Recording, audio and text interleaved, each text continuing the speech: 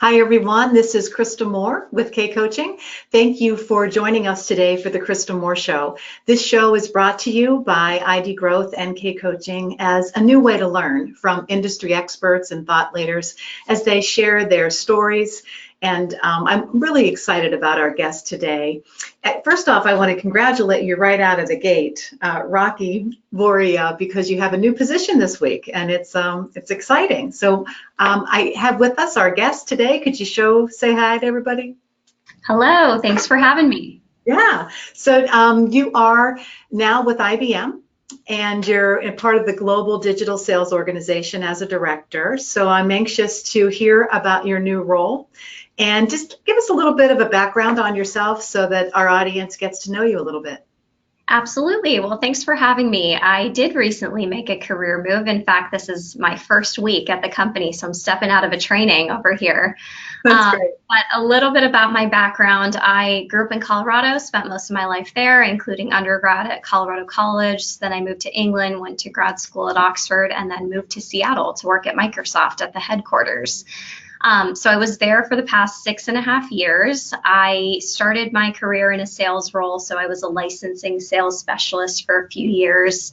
And I loved sales. I mean, I think it taught me so much about effective communication, negotiation, impacting for influence, listening, and really being a trusted advisor. So all about sales, absolutely love it. And then I moved to the Microsoft financing division for a few years. And then most recently, I spent a few years on the inside sales team at Microsoft as the chief of staff for our corporate vice president for inside sales. So it was a really exciting part of the business because it was new. I was one of the first employees on the team. Now there's 2,000 people globally. So kind of a fun opportunity to be part of a startup within a big corporation. Oh, sure. And I know when I met you in October, you were in that role and you spoke to a group of women sales professionals, and I was really impressed with that, the whole role of being involved in that startup, so to speak, because you had to build it from scratch, basically. And in terms of hiring and retaining this inside sales organization, I'm sure you learned a lot about what works and what doesn't work for hiring and retaining millennials. Yes, absolutely. It was a pretty heavy millennial base of hiring, and so you're absolutely right. And then as far as my big recent career move, I actually, as you mentioned, just took on a new role at IBM as a director in the digital sales division. So I'm managing a global team responsible for the strategy and implementation of one of the sales functions. It's called the DDR function, or the Digital Development Representatives. So I'm really excited about this opportunity. I think it kind of gives me a chance to build on my backgrounds and interests in sales and sales strategy, but it's a big change for me because as I mentioned, I mean, this is really my first major career move, I guess. I spent the past few years at Microsoft and I really loved it there. I was on a fast track and probably could have continued to flourish in my career there. But I think there is something exciting about just sort of being in a new environment and having to find ways to impact there and to see if you can be successful in a place where you don't have the network and you don't have the background. So I'm kind of at an interesting juncture in my own personal career, and I'm excited to be here today. Yeah, and it's your first week. I mean, that makes it even crazier, right? And you're in training yourself. Yeah. You know, one of the things that you said about being at Microsoft for 6 years, it made me think about some of the misconceptions that exist with millennials. And you're a millennial yourself, but that was a long tenure. And you were able to really flourish in that environment. And like you said, you were on the fast track. I want to talk about some of those misconceptions that exist today in terms of millennials and maybe what the majority population, you know, believe they are, how they behave, their characteristics in the workforce, and really what is reality. So why don't you tell us about that? Absolutely. I mean, I think it's a great topic and one that's being talked about a lot. I mean, we've all heard the statistic that 50% of the workforce is going to be millennial by 2020. And so I think because of this, there are a lot of companies and organizations that are starting to think about how can I really attract and engage this workforce. And what I tend to tell people is that I actually don't know if there's that much to crack when it comes to cracking the millennial code. I mean, I think sometimes we tend to get a little over-engineered because, people sort of think that millennials are this puzzle that needs to be cracked or an enigma that needs to be figured out, but we're just another set of people who maybe grew up in a different environment because of the influx of technology. As you guys can probably tell, I'm a millennial myself, so I'm always happy to share my thoughts on this topic from my own personal experience and also from having had the chance to help Microsoft build its inside sales force, which was pretty heavily millennial. But I think it actually helps to look at some of the data. And for starters, I think it helps to even look at what the profile of millennials even is, because I think there are even some misconceptions about that. I agree. Why don't we start there? Because we may have listeners, and we're talking like millennials are from Mars or something, that. But maybe what is the age range or definition? Yeah, so a few quick high-level statistics. So millennials are people who were born basically between 1981 and 2000. So basically 80s and 90s kids. And millennials actually make up 41% of the US population. So it's a pretty big group. 25% of millennials grew up in single parent households, and 75% of millennials grew up with working moms. I myself am one of them. So we're sort of used to being in an environment where we've had to work. We've seen women work. And, I think even that, just some of the demographics sort of tend to show a little bit about the type of profile that we're thinking about. So as we think about just, millennial studies, there's a really great one that I tend to reference quite a bit called the Deloitte Millennial Study. And there's some really interesting data in there that we can talk about a little bit. And one of the first things in there is that 1 in 4 millennials actually plan to quit their job in the next year.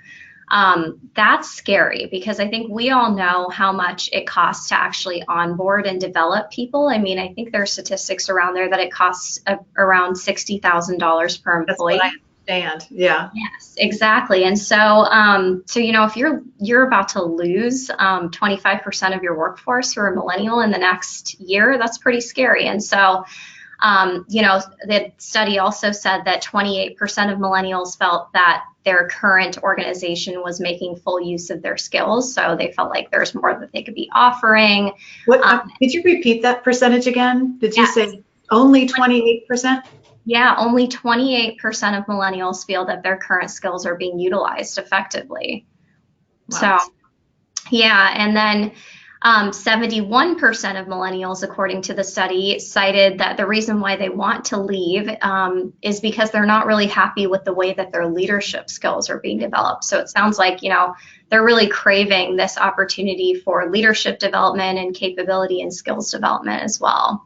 When I hear those statistics, what first comes to mind for me is that I believe that there is an urgent need for many corporations to up-level the leadership within their organization. And if 46% of the workforce are millennials by 2020, then they have to be really focused on and developing them. But then you have so many that wish their company would provide them more leadership development. So, what do you think about that? Where's the gap? Like, why is the gap there? Yeah, it's interesting because I think one of the things that I hear a lot, which really scares me, is people say, well, if this is the job hopping generation, which is what millennials are often referred to, then what's the point in investing in development if these people are just going to jump ship in a year? And I think as you even really aptly put it at the beginning, take myself, for example. I spent 6.5 years at Microsoft, which is a pretty long tenure. And I have a lot of friends who are millennials who are equally interested in staying at their companies for a while. And so I think there's a direct correlation, and we see this in some of the data. The more that you invest in developing your millennials, the more likely they are to stay, obviously. I'm sure you could say that for any demographic in your workforce. Yeah. And so I think it's just really important, if you want to keep your employees, you have to really show them that they're valued, and part of that is skills development. Wow, it's almost a vicious cycle. Yes. It's okay if they're not going to be loyal. Why should I invest in them? But if you invest in them, they're likely to stay longer and to thrive in that environment. That's interesting. Yeah, and actually, I mean, so in that same study, there were a few things that I found very interesting. So they asked millennials, what are the top 3 things that you value from your company? The first one was training and development, not surprisingly, as we heard. But the other ones were pretty traditional. They were flexible working hours, they were cash bonuses, it was health benefits, retirement benefits, and I think that's so interesting because people think of millennials and think, oh my gosh, I need to have free food in the office or bean bags or like foosball table. Yeah, exactly. And I think, yeah, it's important to have a creative and fun environment. But at the end of the day, the data is actually showing that what millennials are looking for is not that much different from what previous generations were looking for. So I think, I love the fact that we started there because it really helps dispel even some of the myths in terms of what millennials really value and want.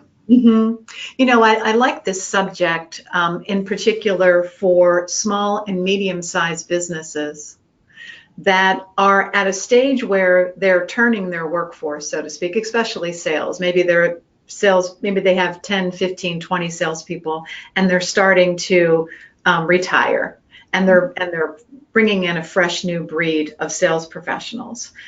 What advice would you give these business owners in terms of how they might onboard them more effectively? Yeah, that's a great question. I mean, I think there's a few different things that I would say. So we have seen a lot about just kind of what millennials care about. I mean, I actually recently wrote an article about what Microsoft was doing well to engage, attract, and retain employees. And so I might use that as sort of the lens to answer this question. But I think there are a few different things. So first of all, one way to onboard or make them feel connected is by really helping them understand that the work that they're doing makes a difference. We've seen in a lot of data that even in the Deloitte Millennial study, actually 64% of millennials said that it's a priority for them to make the world a better place. And so the more that we can show employees and tie our company missions to societal contribution, I think the more employees will be engaged as it comes to onboarding and stuff. So when it comes to your mission and your core values, I think companies should really think big and really be bold in order to make sure that people are feeling connected. Yeah, that really makes a lot of sense. And I just actually was thinking about the same thing in terms of, there was an article, a blog that we posted about refreshing your mission and vision, kind of push the refresh button, because often it's done and created and maybe put in a desk drawer or on a banner somewhere.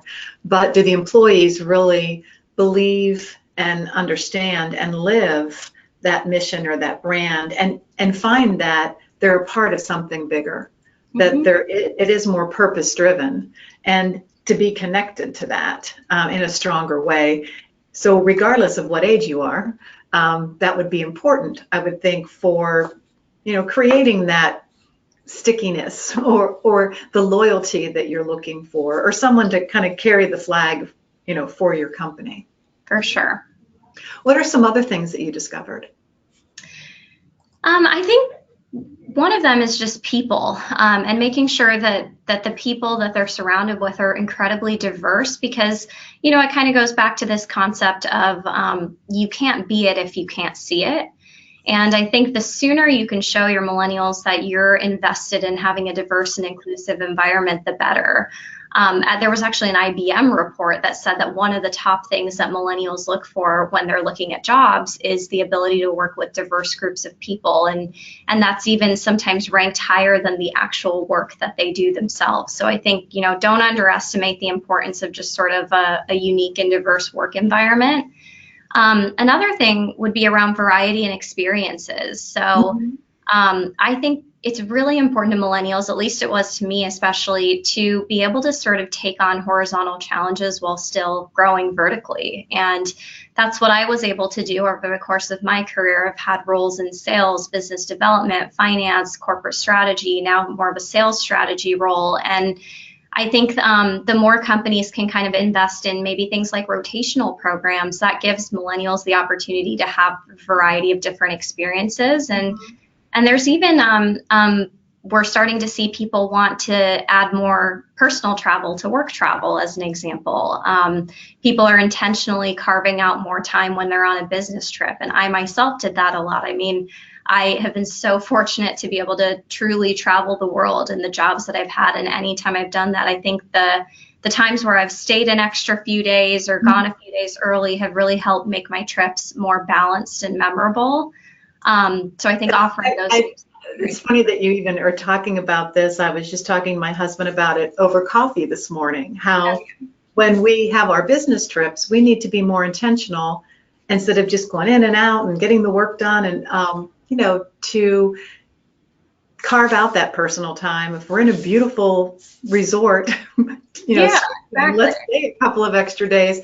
But I like that your generation is thinking about how important that is.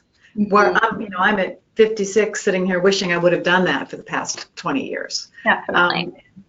And I think what changes here, though, is do corporations and company cultures shift as well? That it's okay for the employee to do that, or it's acceptable or encouraged. What are you seeing from a cultural shift?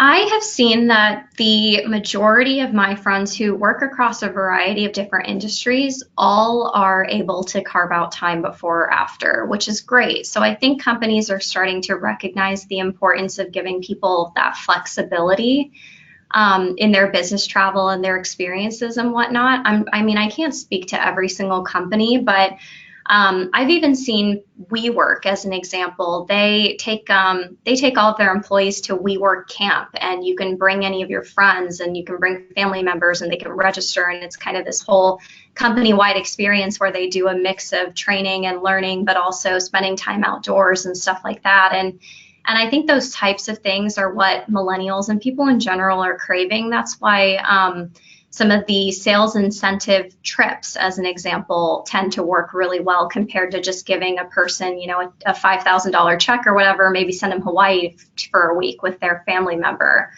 I think we're seeing a lot more of those types of things being done at different companies. But the other thing is just sort of around flexibility, which I mentioned.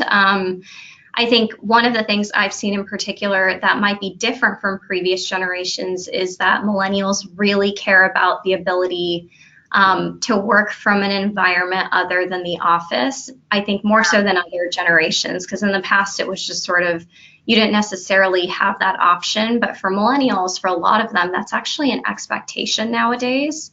Well, I want to comment on that for a moment, because I've seen in working with a lot of sales organizations a shift over the years where there has been more flexibility, but there are still a lot of old school sales cultures in particular where, show up in the office in the morning, end up in the office at the end of the day, and it kind of drives me crazy because it's defeating the purpose of being more customer centric and actually being in the field and having that flexibility for the employee. And I'm just wondering, from a sales culture, in your experiences in sales, do you see the sales organizations dispersing and working more from home than having kind of the call center environment? Well, that's an interesting one, because I think first of all, there are a lot of employers who think that if they have their people working from home, that's probably going to lead to decreased productivity.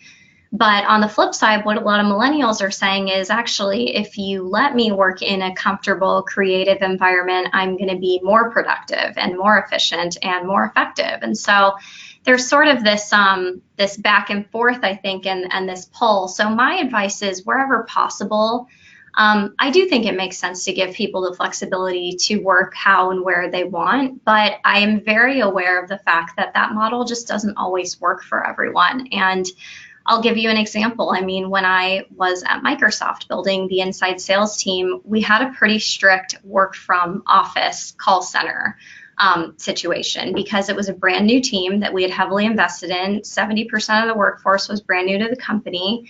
And so we needed to make sure that they were getting the onboarding and training and support that they needed in order to get up and running as effectively as possible. Are they going to stay that way forever? I can't really answer that. Is IBM going to stay that way forever? I can't really answer that. But I think these are things that we're going to have to keep a close eye on and think about as we sort of evolve sales as a function. But I think, even if you have to have your people co-located in a specific space, there are still other things that you can do to make the environment a little bit more inclusive and favorable. So investing in things like game rooms or snacks around the office, some of the stuff we talked about earlier, I don't think that's the number one thing that millennials care about, but it does help make that office culture and environment just a little bit better. Yeah, and I would imagine too, just flexibility in general. Maybe it is hours, Yeah. or the ability to have PTO as they need it, or maybe more of that. I actually went to an industry event a couple of months ago, and some other companies were talking about how they're exploring using work from home as an incentive for their sellers. So if you hit your quota by a certain date in the month, or you close an XY deal or whatever, then you can work from home a day a month or a day a week or something like that. And so I think those are really creative things that companies can and are starting to think about as they sort of explore how do we satisfy the craving that a lot of millennials have while still not losing that office workplace culture, which is really important to a lot of companies. I just thought of something as you were describing that. I remember reading an article about some companies in California in particular that were compensating or incenting millennials with I guess in my term, it's called kind of a stay pay. It's almost a guarantee. So if you stay with us longer than 3 years, then you will get this $10,000 bonus. And so it's an incentive for having them stay. And then, of course, they have to, meet their objectives and, be a good employee and all of that. But I thought that was interesting. Have you heard of that type of compensation plan? No, I mean, I've only heard of it in terms of stock, where you get a certain amount of stock and then it vests after certain years. And that's, the typical way that companies get you to stay and suck you in. So I haven't heard of these sort of like cash bonus stay pay types of things. Well, there's a little bit more to that story too, because I offered that once to one of our directors of customer service, because she was a millennial. And I read about it. I thought, oh, this is great. If I'm going to invest in her, I want her to stay, and I'm going to give her additional opportunities to grow and develop. I'm going to help her go through coaching school and things like that. And I think it was a 5-year stay pay, and it was a nice payout. But it ended up she left after 4 years. She never, like, that obviously wasn't an incentive to stay. Right. But the beauty of that whole story is she was actually at a point in her life and in her career where she was ready to start her own business. And, she had learned how to do that through working with a small business firm like ourselves. So it was the best thing for her, was to go out on her own and do that. But I just was recalling that incentive was there, but I'm not sure it actually was the reason she was staying. Interesting. Yeah. Interesting. Anything else you want to add about compensation as far as the millennials go and that generation in terms of what's expected, or maybe different plans that seem to be working? Yeah, that's a good one. I mean, from the studies that I've read, actually, money from a salary perspective or a bonus perspective actually does not seem to be even one of the top 5 things that millennials care about.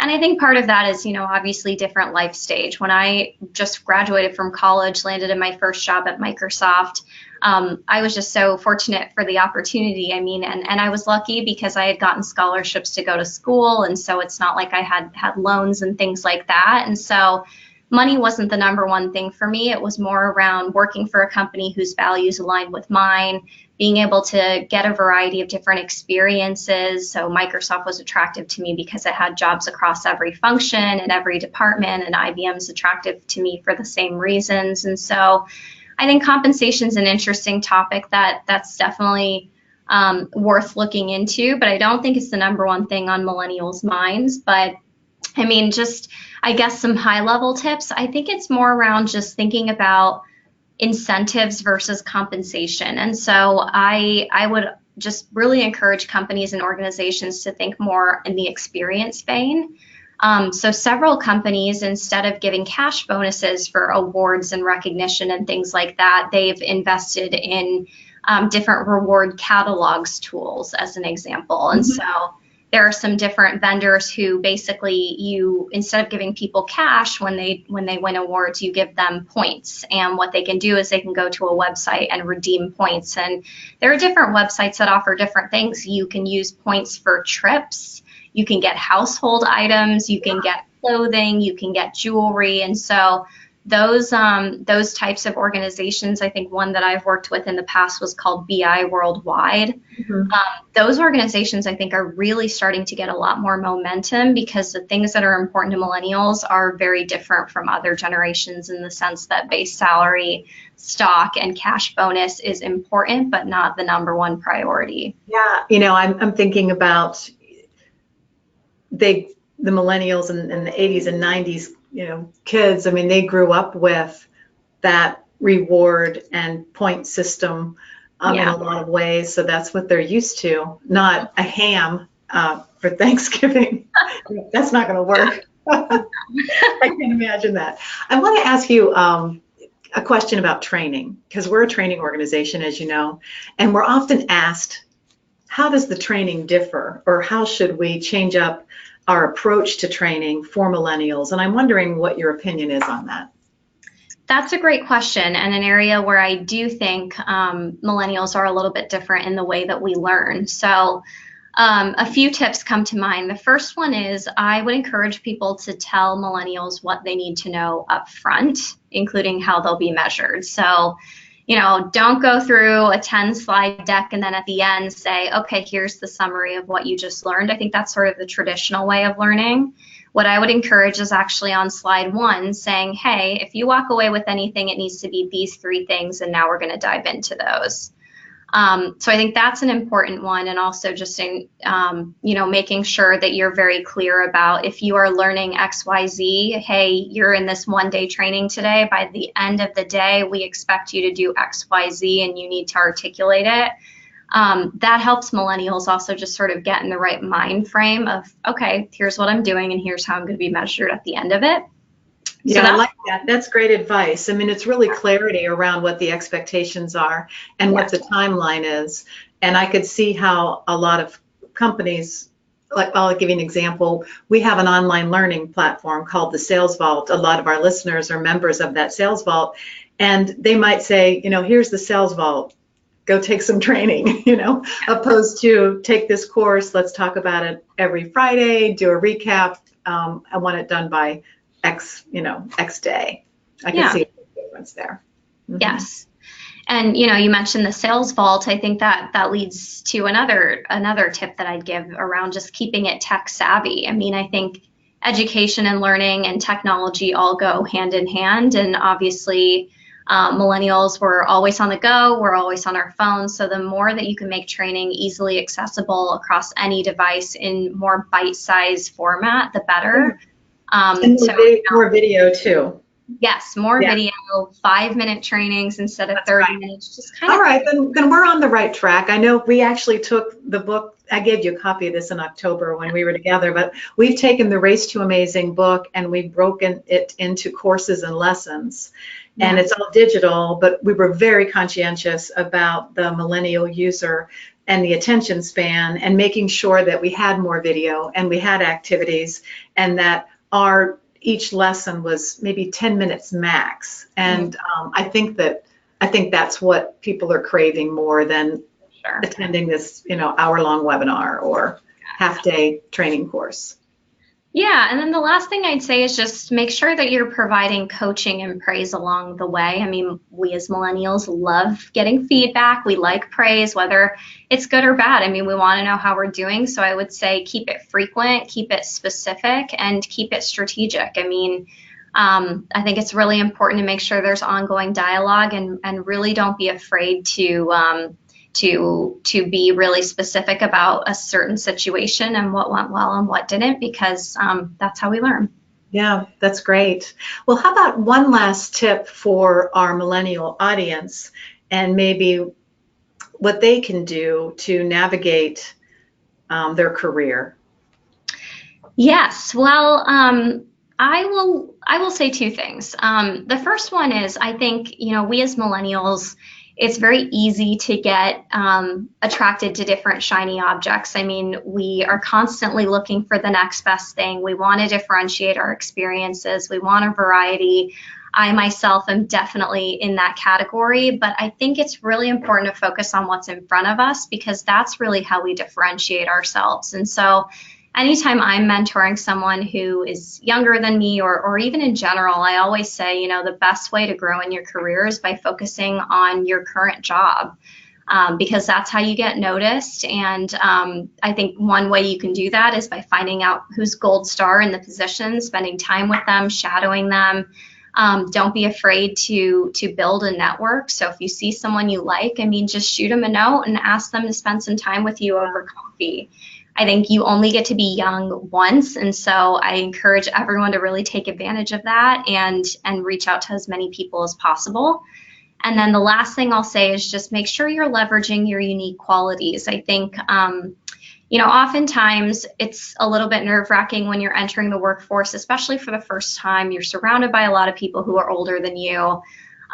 There's a reason that you were hired, and one of those reasons is probably because you're new and because you're young and because you offer a fresh perspective. And so I encourage people to really think about innovative ways to drive the business forward. Don't be afraid to speak up. If you've seen people doing things a certain way for a really long time, don't be afraid to say, well, what if we try it like this? So I think there's so much opportunity.